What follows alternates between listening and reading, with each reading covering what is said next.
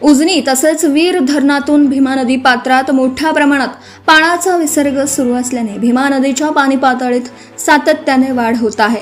त्यामुळे पंढरपूर शहरासह नदीकाठच्या सखल भागांमध्ये पूरस्थिती निर्माण होण्याची शक्यता लक्षात घेऊन पंढरपूर नगर परिषद प्रशासनाने सतर्कतेचा इशारा दिला आहे।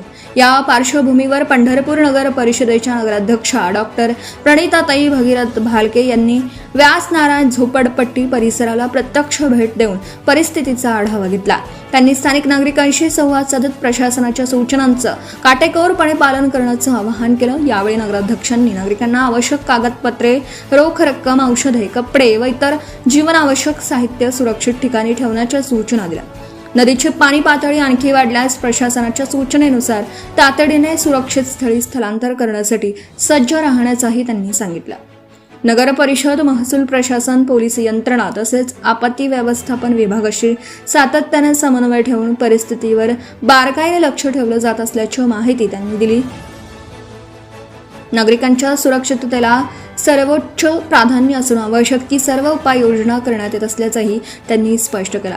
डॉक्टर प्रणिताताई भगीरथ भालके यांनी नागरिकांना आवाहन केलं आहे की कोणतीही आपत्कालीन परिस्थिती निर्माण झाल्यास तात्काळ संबंधित प्रशासनाशी संपर्क साधावा असं आवाहन केलं।